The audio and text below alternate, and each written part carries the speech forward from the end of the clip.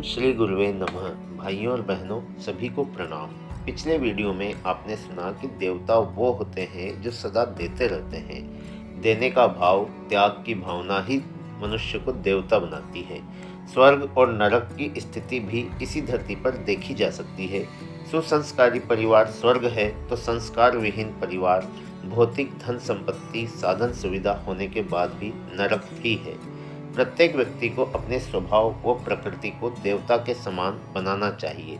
हमें हमारे पूर्वजों और पितरों के प्रति श्रद्धा का भाव रखकर उनका श्राद्ध तर्पण करना चाहिए और उचित व्यक्तियों को अपनी ईमानदारी की कमाई से कुछ दान भी देना चाहिए। दान दक्षिणा देने में भी हमें आजकल बहुत सावधानी रखनी चाहिए। आइए स्वाध्याय के इसी क्रम को आगे बढ़ाते हैं। दान देते समय श्रद्धा भावना का होना बहुत आवश्यक है। मन में संशय रखकर किसी के कहने से या किसी को दिखाने के लिए अथवा यश की इच्छा को लेकर जो दान दिया जाता है, उससे इतना लाभ नहीं हो सकता। एक आदमी गांव में रहता था, पढ़ा लिखा भी नहीं था, धर्म कर्म में उसकी श्रद्धा भी नहीं थी, लेकिन पत्नी धार्मिक विचारों की थी। एक बार श्राद्ध के दिनों में पत्नी ने कहा, देखो सभी श्राद्ध कर रहे हैं पितरों का, आप भी पंडित जी को बुलाकर एक दिन तो भोजन करवा दो। उसने कहा, चलो तुम कहती हो तो ठीक है। पर वह आदमी पंडित जी के पास गया और पंडित जी ने कहा, देखो मुझे मंदिर में काम है, तुम भोजन बनवा कर ले आना, यहीं श्राद्ध का संकल्प करवा देंगे। उसने अपनी पत्नी से कहा और खाना बनवा कर ले आया। पंडित जी ने 2 आसन बिछाए, लोटे में जल व चावल रखकर कहा, आओ बैठो और देखो, मैं जैसा कहूँ वैसा ही कहते जाना और करते जाना। वह आदमी पंडित जी की तरह पालथी मारकर बैठ गया। पंडित जी ने कहा, हाथ धोकर हाथ में चावल लो। उसने भी कहा, हाथ धोकर हाथ में चावल लो। पंडित जी ने कहा, अरे मैं ऐसा नहीं कहना है, मैं तुमसे कह रहा हूँ। वह भी बोला, अरे मैं तुमसे कह रहा हूँ। पंडित जी ने गुस्से से कहा, अरे मूर्ख, श्राद्ध मेरे बाप का है या तेरे बाप का? उसने भी वैसा ही कह दिया। अब तो पंडित जी को बड़ा गुस्सा आया और वे उसे धक्का देकर बोले, पागल कहीं का, जा भाग यहाँ से। तो उसने फिर वापस वैसा ही कहा। पंडित जी जैसे ही गुस्से में खड़े हुए तो वह भी खड़ा हो गया और दोनों आपस में गुत्थम गुत्था हो गए। दोनों के कपड़े फट गए। पंडित जी अपने घर की तरफ भागे तो वह भी पीछे पीछे भागा। जब पंडित जी ने घर का दरवाजा बंद कर लिया तो घर वापस आया और बोला, आज के बाद मुझसे श्राद्ध के लिए मत कहना, बहुत मुश्किल काम है, देखती नहीं कपड़े भी फट जाते हैं। अब बताइए, यह भी कोई श्राद्ध है? इसी प्रकार एक सेठ के पास धन तो बहुत था, पर था बहुत कंजूस। श्राद्ध के लिए ऐसा पंडित चाहते थे जो कम खाना खाए और दक्षिणा भी कम ले। एक पंडित जी के पास पहुँचे, महाराज आप खाते हैं क्या? कल श्राद्ध है, 100 भोजन करना है। पंडित भी चालाक था, कहने लगा, मैं तो बीमार रहता हूँ, भोजन के लिए कहीं जाता ही नहीं। सेठ जी ने कहा, ठीक है, पर मेरे यहाँ आ जाना और जो आप चाहो वो हम बनवा देंगे। दूसरे दिन पंडित जी आए। सेठ जी को कहीं जाना था। सेठानी ने कहा, पंडित जी को भोजन का सामान दे देना, बहुत कम खाते हैं, खाना वे स्वयं बनाएंगे। सेठानी जी पंडित जी को सब सामान देती गई। पंडित जी ने हलवा, पूरी, खीर, चटनी सब अच्छी तरह बनाई, खाई और दक्षिणा में 50 रुपये मांगे और लेकर चले गए। सेठ जी आए और जब पता चला कि 50 रुपये भी ले गए हैं तो बहुत गुस्सा आया। पहुँचे पंडित जी के घर। पंडित तो पहले से ही चालाक था। उसने पंडिताइन को सिखा दिया कि सेठ अंदर आए तो रोना शुरू कर देना और कहना, पता नहीं तुमने क्या खिला दिया, हमारे पंडित जी तो बेहोश पड़े हैं, या तो डॉक्टर के लिए 100 रुपये दो, नहीं तो पुलिस को फ़ोन करती हूँ।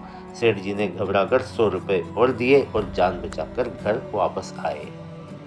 आधुनिक श्राद्ध प्रणाली पर खेद प्रकट करते हुए महाप्राज्ञ जी कहते हैं, हिंदुओं के अन्य पर्व और संस्कारों की भांति इस संस्कार में भी बहुत विकृति आ गई है। मृत्यु पर ब्रह्म भोज इसलिए किया जाता था कि 13 दिन तक घर में शोकाकुल वातावरण होने के कारण उस घर में जो लोग आते थे वे कुछ खाते पीते नहीं थे। अतः 13वें दिन वहाँ के अशुद्ध वातावरण की शुद्धि के लिए यज्ञ करवाकर, ब्रह्म भोज करवाकर आने वालों के लिए भी भोजन बनवाया जाता था, जिससे कि वातावरण पहले जैसा हो सके। किंतु इस समय मृतक भोज के नाम से एक कष्टदायक प्रथा शुरू हो गई है कि मृतक भोज में सभी को निमंत्रण देकर भोजन करवाया जाए। गाँव में तो कई कई गाँव तक में निमंत्रण दिया जाता है तथा घर का प्रत्येक आदमी को भोजन करवाया जाता है। यह संख्या कभी कभी तो हजारों तक की हो जाती है। एक तो जिसके घर में मृत्यु हुई है वो वैसे ही दुखी रहता है, पता नहीं किसी का कितना प्यारा व्यक्ति चला गया, और दूसरे का पता नहीं मृतक की बीमारी में कितना खर्च हुआ हो। उस पर से ये मृतक भोज, उसके लिए दंड नहीं तो और क्या है।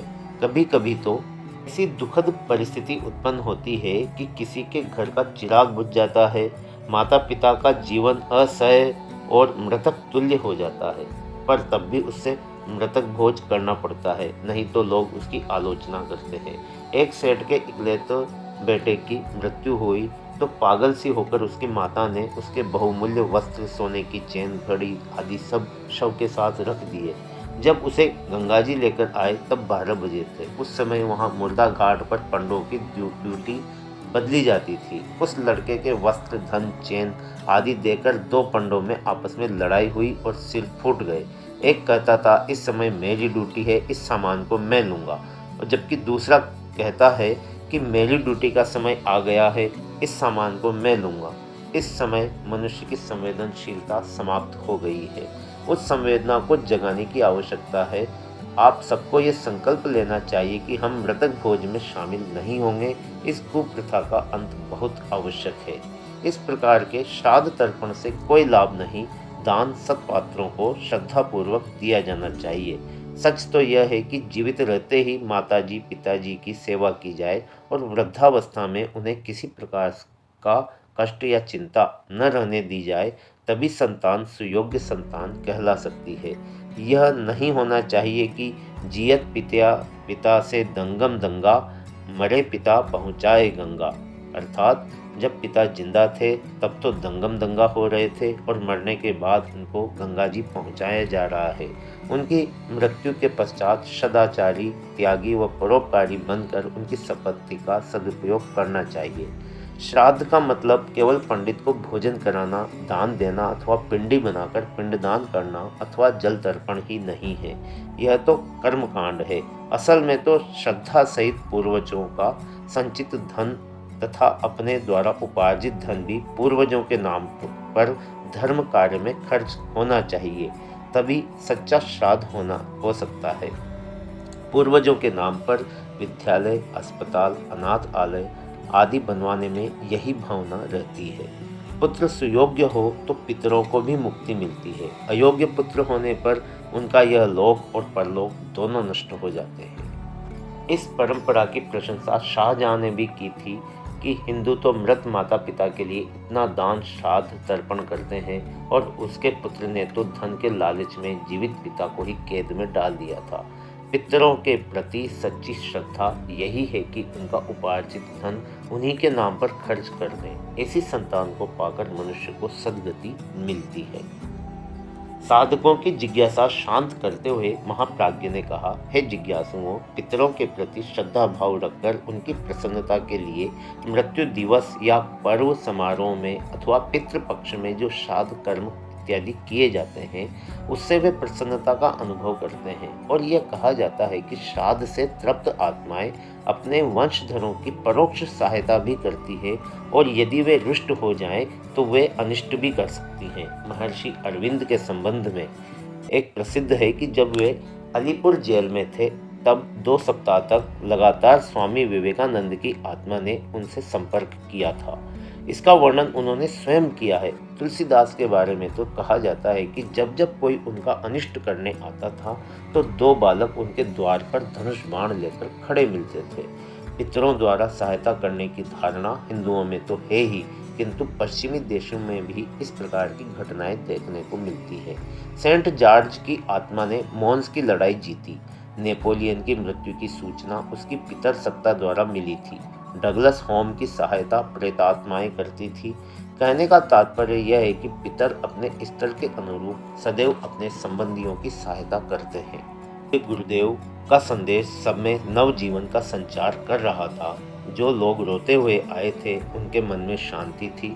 जिज्ञासुओं का समाधान हो गया था, किंतु अब मन में केवल एक ही शंका शेष थी कि क्या श्राद्ध करने का अधिकार केवल पुत्र को ही है, क्योंकि भारतीय संस्कृति की परंपरा के अनुसार तो लड़की के घर का पानी भी नहीं पीना चाहिए, यहाँ तक कि लड़की और दामाद का हाथ भी शव को नहीं लगना चाहिए। तो इसका वास्तव में क्या अर्थ है? क्या वास्तव में पुत्र का होना अत्यावश्यक है? नहीं तो परलोक में भी मुक्ति नहीं मिलेगी। कृपया इस शंका का समाधान करें, महामनीषी ने कहा। भाइयों और बहनों, आज के स्वाध्याय को अब यहीं समाप्त करते हैं। आशा है आपने इसे ध्यानपूर्वक सुना होगा और आपका सहयोग हमें लगातार मिलता रहेगा। इसी अपेक्षा के साथ आप सभी का बहुत बहुत धन्यवाद।